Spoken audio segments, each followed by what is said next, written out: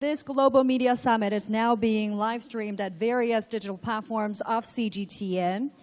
We've talked about the newest developments of AI and 5G, but when it comes to live streaming and live broadcasting, what does it mean? What can these technologies do to those? How can they take things to the next level? So for our next panel, we've invited guests from news and sports news industries to shed some light for that. So, the session will be moderated by my colleague Mike Walter from CGTN America. He's the host of Full Frame.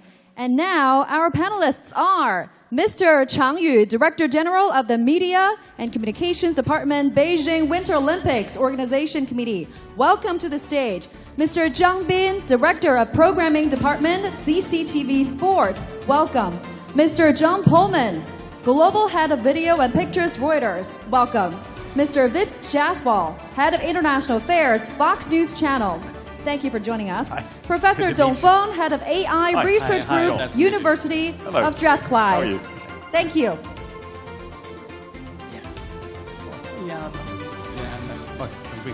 Hello again. Thank you all very much for that warm welcome. In preparation for today, I happened to dig up an article from the Tacoma Tribune from April of 1953. And you might not think that that would have any kind of bearing on the discussion we're going to have, but hopefully I can do a link here.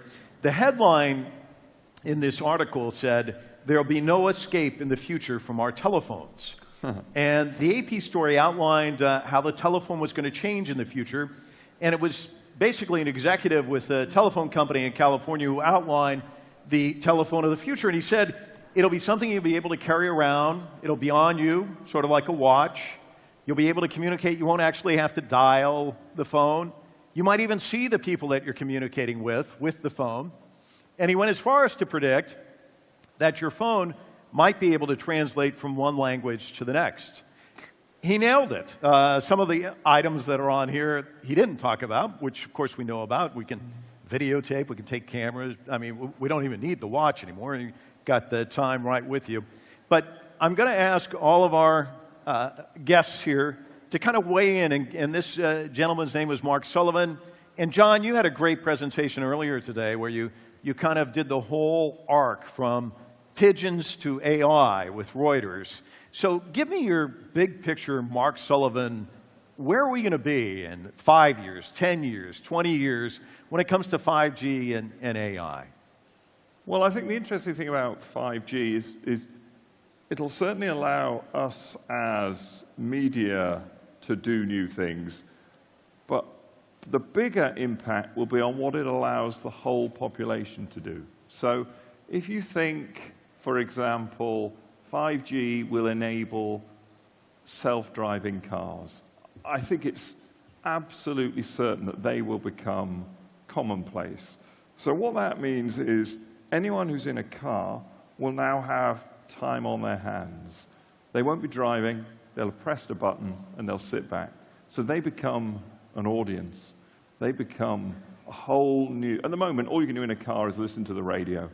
In the future, you'll be able to do whatever you like. So I think the thing about 5G is, I'm not entirely sure we can imagine the opportunities it's going to create. They're going to be enormous. They're going to be all sorts of things that will feel commonplace in 10 years' time that we can't imagine today. Just like the phones we all carry, we couldn't survive without them, but we couldn't have imagined them a decade ago.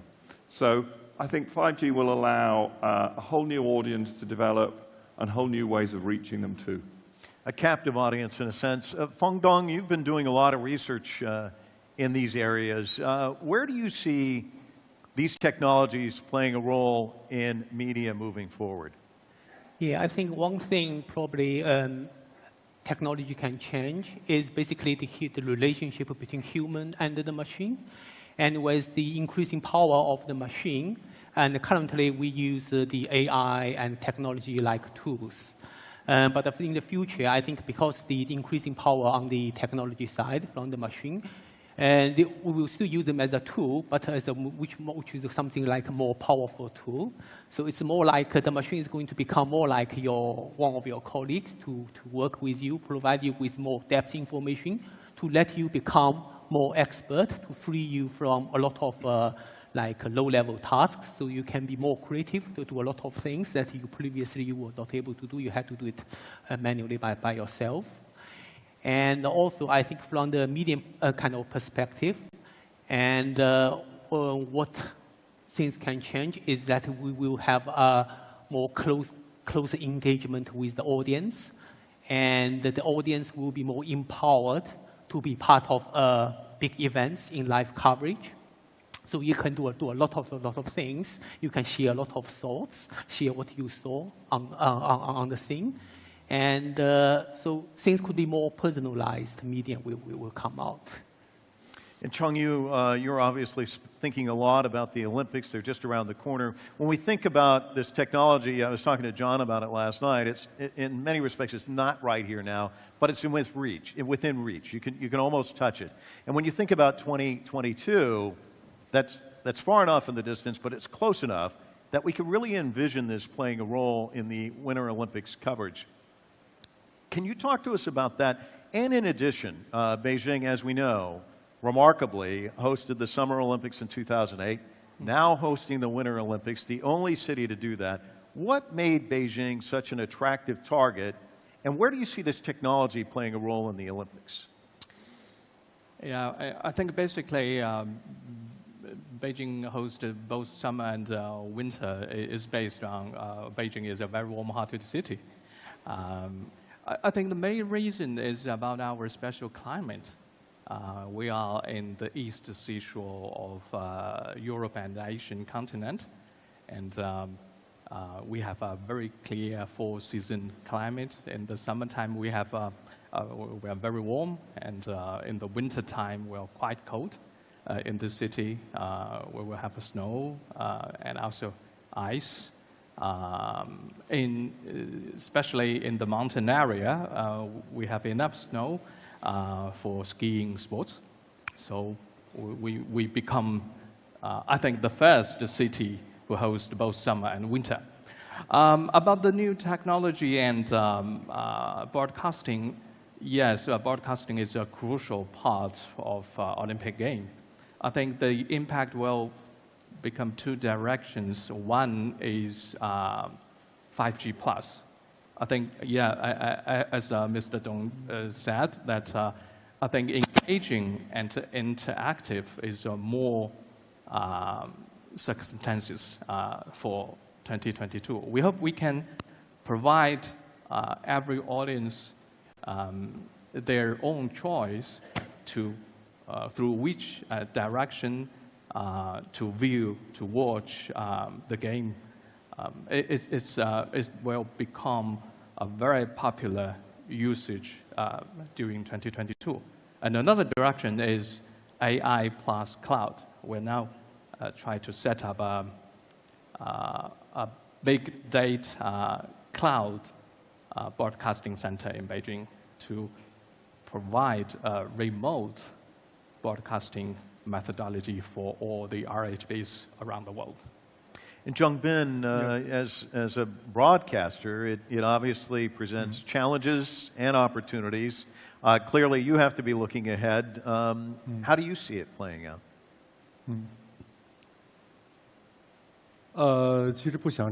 Actually, I don't want to foresee the very remote future because we're too small. We know too little for the longer future. But when it comes to my professional career, back 20 years ago when I interviewed the FIFA Women's World Cup, I drove 600 miles one day to cover the game because I have to I had to be following closely from the Chicago to Las Vegas. I have to also go to the sport training venue of the Women's Football League, and I have to also send the news and stories back to Beijing through satellite.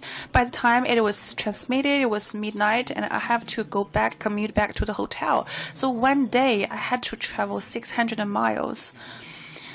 And up until now, no journalist, no reporter should or need to travel that far. All he or she needs to do is to send the contents whenever they are in the mobility, on the way.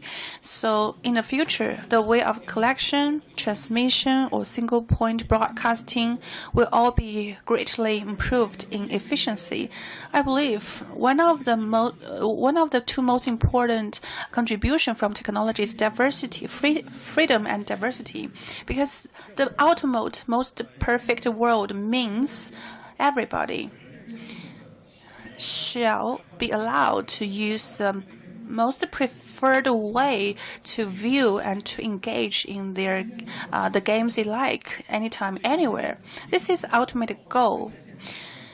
And in the past, people think that just by physically sitting in the game means the most ultimate experience. However, now with 5G, with AI, actually just by sitting in front of the big screen, by using the remote devices, by the mobile devices, we can get the data services on the mobile phone. We can get the explanation and anchoring from the mobile phone, and such as Amazon. Amazon can use money to broadcast the games. So when Amazon can also show the live broadcasting of the UK Football League, Premier League. So there have to be more diversified platforms, more diversified media companies and groups to disseminate a bigger value. In the future, there will be unprecedented speed of 5G transmission and cloud technology. I previously talked with Chang Yu. If Tokyo Olympic is remembered as a robotic-driven one, then I believe that Beijing Winter Olympic will be remembered as a technologies-driven, diversified technology-driven game. So everybody, anyone who comes to Beijing or Yanqing will definitely be impressed and embraced by the contents enrichment enabled by the 5G technology and AI technologies. I was also proposing to the Winter Olympic Committee to use the cloud technology to get all the personal contents. So by using the facial recognition, the athletes can be part of the broadcasting streaming. So by the time of 2022, any Olympian who have a mobile phone will be access to all the personal information he or she needs. We may realize it in the 2022 games, or at least we will minimum realize it by the year 2024 or 2025. At least we can expect something out of it from Beijing. Interesting. Vip, let me ask you, I think Changbin brings up a really good point in that we really, our knowledge is so limited now, we really can't embrace what we're going to see coming. What excites you most about 5G and the potential it has and AI? Is it the speed? Is it the quality? Is it all of those things? And do we need to start looking at our industry in a different way? I mean, we kind of have patterns how we do things. I imagine workflows are going to change. Yes, they will. I think the beauty of technology is that if you can dream it, you can achieve it. That's the beauty of technology today. But I do have a few concerns, and I think one of the things is, the theme of this discussion was revolution. But you can only have a revolution if you have equal participation. So my thing is with 5G and AI, we're only going to see 100% of the impact if the 100% of the globe have that infrastructure. If 70% of the countries in the world have 5G and AI, that means, theoretically, are we only achieving 70% of what it can do? So our strength is going to be determined by the weakest chain in the link. If there is a, I don't know, a crisis happening in some village in Africa or something like that, and normally we're used to getting news at the speed of sound, we're only going to be able to get that news or that video as fast as they can produce it and deliver it. So those are my concerns. I think the second concern I have is 5G and AI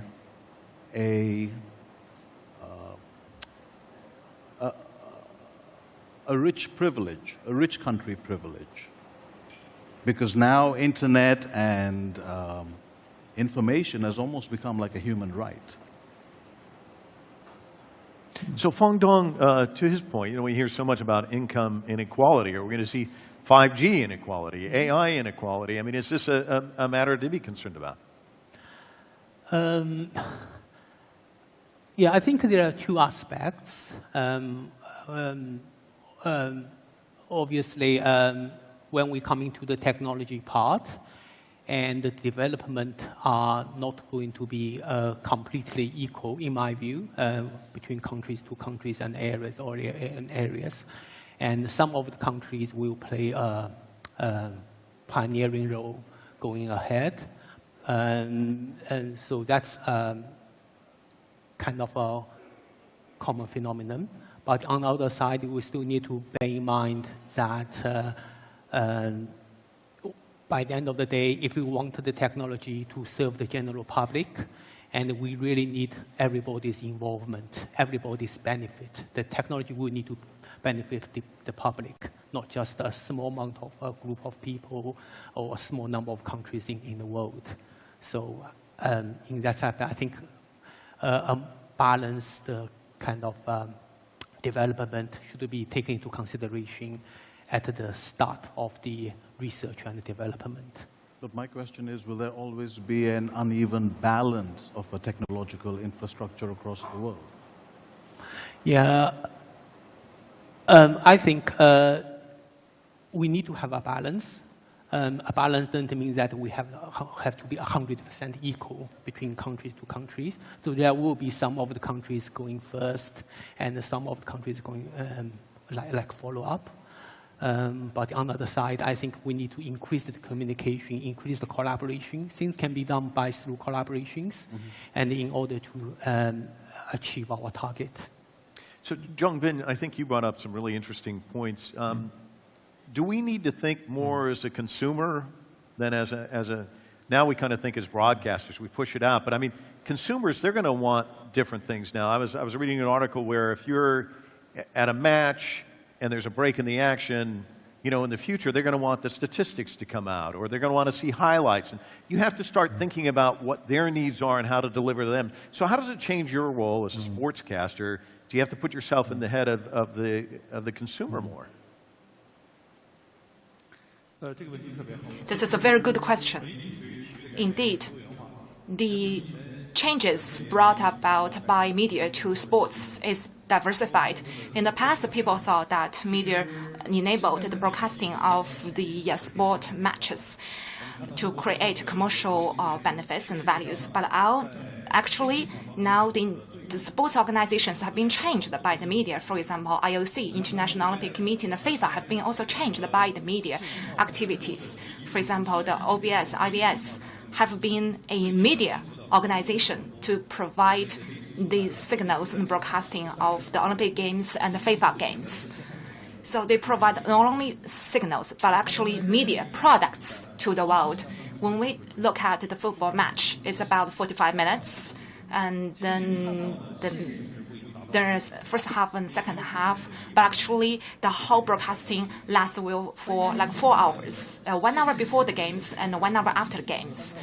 At the same time, there are like 3 to 4 parallel streams for player A, player B, and team A and team B, and strategies and tactics. So actually, when we are broadcasting one match, we have different streams, and actually the media can process the information based on the needs of the consumers, and also can allow the consumers to make their own choices. For example, the video player provided by the IOC and the apps provided by the HBS can allow the consumers to understand the previous score of one vault player, jumper, and also the previous records of this player and previous records of the world. So this audience can understand all the statistics, including maybe the heartbeat of this player at this time point. All these can be enabled. But the thing is that whether they are allowed. So for the sports broadcasting, there are two things. One is the user experience. User experience is the ultimate goal for us. Only when the user experience is improved, the commercial value can be improved. The second experience is the technology user experiences. That's like us, who are the users of technologies. And 5G and AI are going to change our technologies, and we are the user of technologies. Our experiences will be different. For example, once we have facial recognition, and we once had the cooperation with Ali in 2018. We hope that we can have the facial recognition of the players. Our editors can actually use the facial recognition to have the highlights. For the highlights of the tennis in the past, it was easy. When you heard the applaud, you know that there was a highlight. But we hope that in the future, it will be different. Maybe in the future, we can have the algorithm, and so that the AI can suggest more ideas for us to analyze highlights. For example, for the Euro Cup, for the Germany versus Portugal.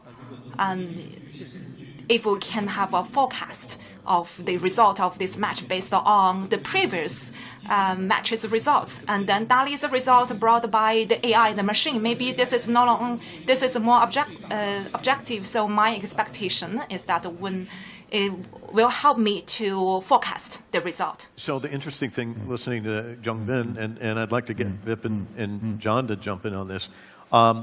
It sounds to me like he's doing his regular job every day, but he's thinking out there in the future. How much of that weighs on the two of you as you go to work each day? I mean, is this something that's discussed a lot? Is it something that you think about? Does it keep you up at night, or is it just...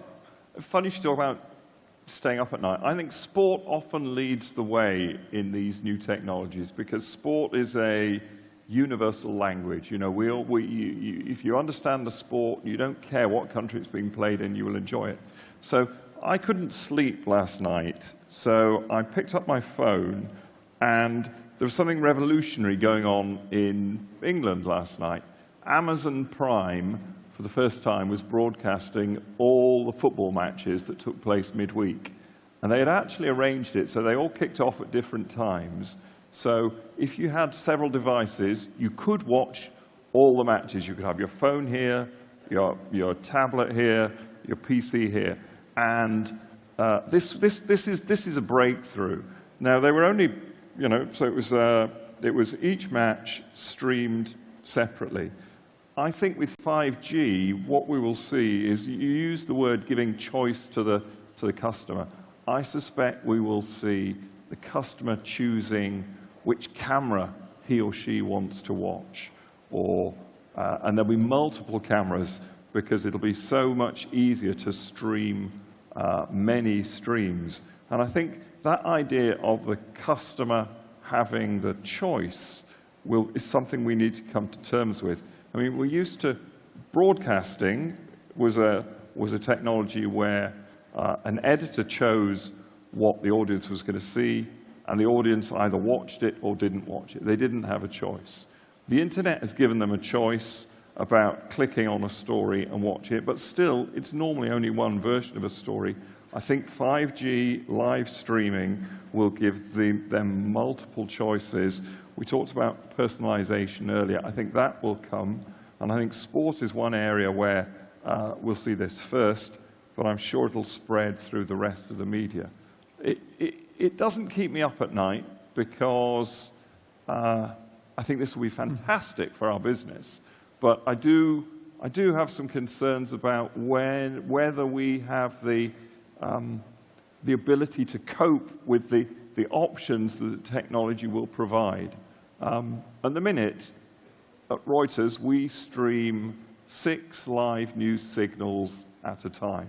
So there could be a speech taking place in Beijing, a protest in Paris, an event in London, something else, and they're all streamed. And our customers, who are other news organizations, can then choose how to use them or which to use.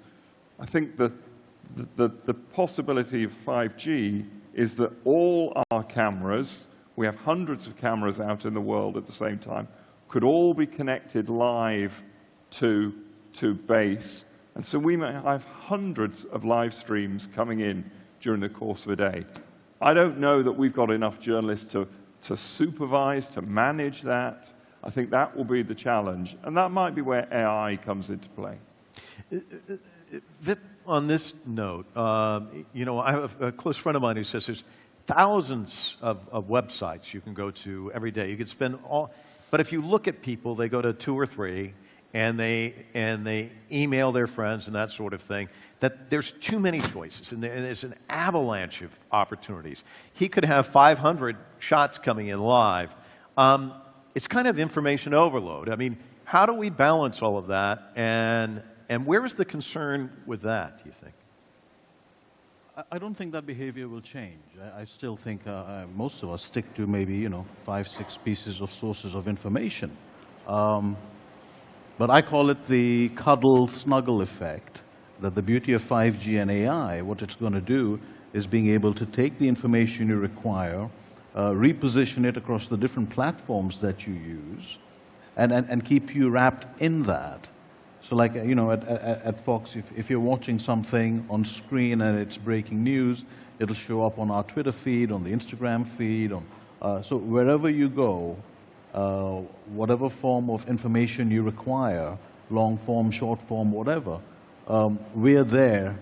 So with our brand, so you're surrounded by the brand with the information that is custom tailored and made based on how that platform delivers it to you. You know, it's interesting, Vip. I was at a Fox affiliate many, many years ago. And at the time, and I'm sure many of you probably remember this, Fox only had programming a couple of nights a week. They had Married with Children, and they had The Simpsons. And yet, Rupert Murdoch went in big on sports. And everyone thought he was overspending. And then you've seen all of the advances in sports. I mean, we've seen slow motion, we've seen instant replay, we've seen all of these sorts of things. So I find it interesting, you were talking about sports, how sports kind of always leads the way when it comes to the new technology in many respects. I can imagine Fox going in big on this as well. Where do you see Fox going moving forward when it comes to sports and the adoption of these technologies? I think we're already there when it comes to sports, but I think the magic of technology is what's going to be brought in to the sports arena.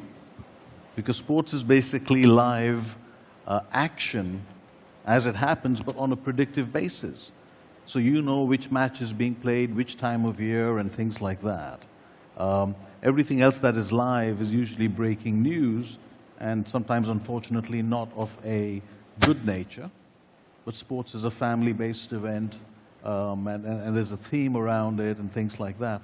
So I think the best of is always going to be targeted towards sports as a starting segment to see how it plays out, because you have viewers across all generations. It's usually a family event. So it's a great way to tap into and get analytics from there, for which is used to feed AI.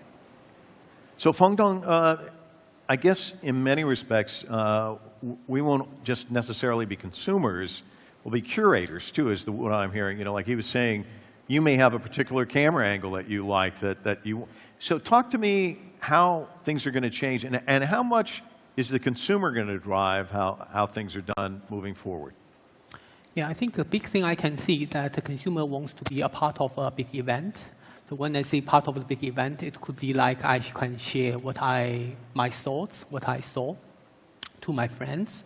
Secondly, a consumer wants to be more involved in the event. Like I want to make for instance, I want to make a prediction, right? And so what AI can do is that it can do based on a lot of historical data, which currently, from a human perspective, you might not be able to get it from because of your limited memory, limited knowledge. Something you cannot get, in which the technology can get, and to provide a more reasonable kind of prediction. And the AI can also, I think one of the key areas that AI research is doing now is try to let AI communicate with human. So AI not only make a decision, but also tells you how to explain their decision, how they reach that decision, to help you to say if there is a prediction, why this prediction is like this, and how much I can trust that prediction. And so by doing that, and you can also personally actually predict the results and to be able to share with your family and friends. And we can also, another area I think we maybe as an individual consumer they can move into is that they can also imagine if that event is related to myself. So if I'm part of the team players within that game, how that would be. So that could be actually linked to a lot of, because sports and health, they are always two kind of related events. So, so I can imagine that from my own kind of perspective, how can this kind of events will influence my lifestyle, my health. So Jongbin, I've got to ask as a sports spectator, I like that experience of going to an event and being there and kind of the experience. And yet, when you read the potential and where the camera angles can be and all, it's almost as if you've got the best seat in the house viewing it. How does this experience change for someone who's a sports fan, do you think?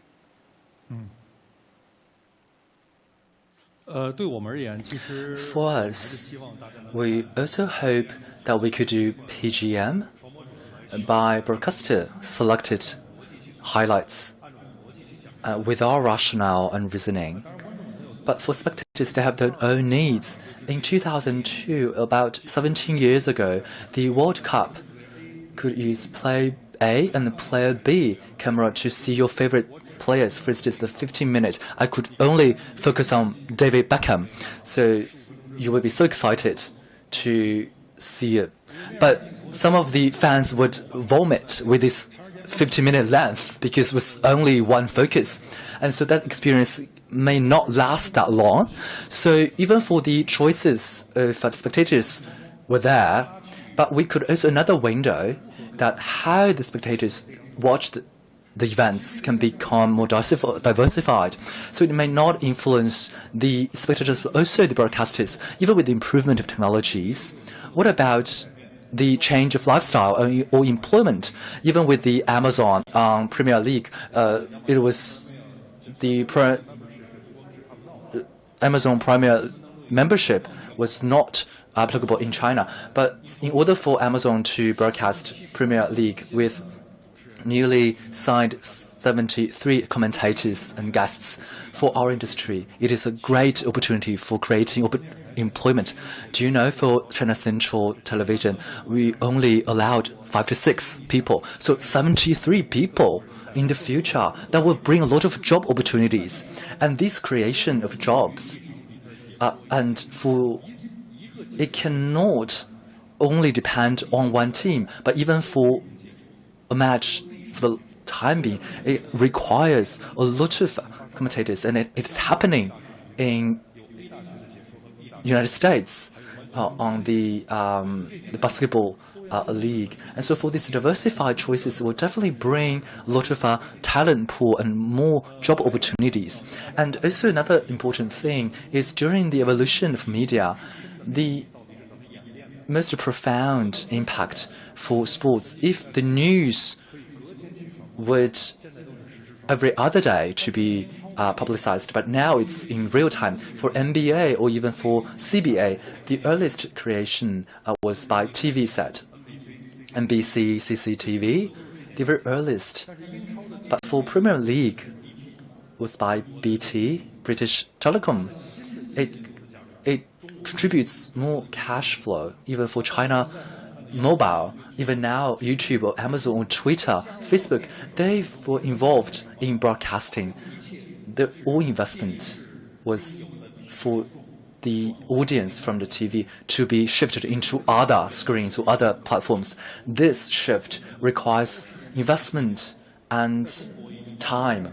And even for the change in China on this single platform for TV sports from 1 RMB to 1,000 membership that amounted to 10 million spectators in China. So, you know, the leading copyright royalty was close to 5 billion RMB. So how that we're able to sustain to make this 5 billion into benefits, nobody is able to calculate. Probably in 2 years' time they might die, but I'm not accepting that assumption.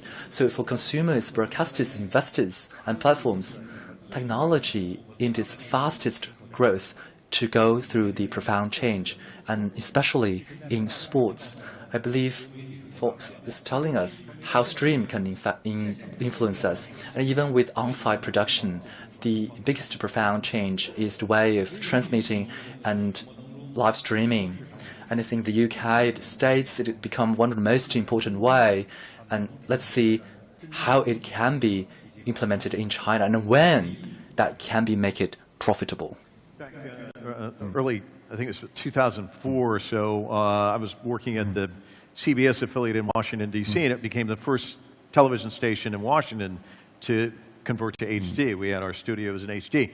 But they didn't want to spend the money on the HD cameras to go out. And so you'd have the people on the set delivering the news in HD, but the video that was shot was in standard definition. And that's one of the things that you see is a lot of, executives, they have to look at the budgets and all of that sort of thing. They don't want to spend all that money, and technology is constantly changing. So I'd like to throw the question in your direction, although in this respect, and I'd like to get your thoughts on it, maybe I'll start with you, John, first. When I think about 5G, though, I think about satellites and how much money that is, and now in many respects, this is technology that's going to save money. I mean, it should actually bring smiles to the faces, but you do have to invest, don't you? You do. I mean, satellites they're not quite dead, but they're definitely dying. So at Reuters, we've hardly used satellites for the last 3 or 4 years. The backpack we saw earlier from Huawei, we have similar devices. You can get them that you attach them to your belt, you put a number of SIM cards in, you plug in your camera, and you can go live. They're going to get smaller, they'll get better when we have 5G. So satellites are definitely gone. I think one of the interesting aspects will be, will the public go out and buy a 5G phone themselves? We have to convince them that that's worthwhile. I mean, most people in this room have probably got 4G phone, and we're all very, very happy with them, I think. I mean, you can do everything we've talked about, you can do. What 5G will allow you to do is do it faster. I think the telecoms industry will have to find ways to persuade us to throw these phones away and buy new phones. But in terms of investing in technology, as an industry, we have to do that. I mean, the future will be a camera which has a slot in it where you put your SIM card, and you probably don't need the backpack. Your camera will then automatically connect to the internet. So I think we will get there, I mean, there will be an element of the rich countries and the rich organizations will get there first. But I think we've seen what's happened in Africa, for example, is they've skipped a generation in technology. So everybody's gone mobile before they had a landline. They didn't bother doing landlines. So maybe we'll see the race won't necessarily be even. If 5G sells itself as a technology which will change your life, then I think we will see general adoption of it. Vip, let me ask you about that, because it seems like the hype about this is so intense right now. I think people are just ready to just fling the phones, because you just think, and everyone's like, oh, it's going to be mind-blowing how fast it is. Do you think it is going to be a hard sell? Because in many respects, John's right. I mean, most of us are pretty content with the phones we have now. I think I agree with John that 5G might be a hard sell, like with the new televisions that came out, the 4K or whatever. They didn't really do that well. But what will sell would be the AI component. People love predictive behavior. People love when their behavior is being predicted and delivered. So I guess if the telecommunication companies were smart, which they are, as long as you bridge the AI component with the 5G, then you might get a more proactive behavior of changing your device.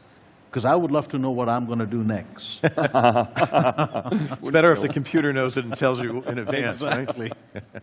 You know, Fong Gong, there's a quote in this great book. I haven't had a chance to read all of it, but I'm on page 63 right now talking about 5G.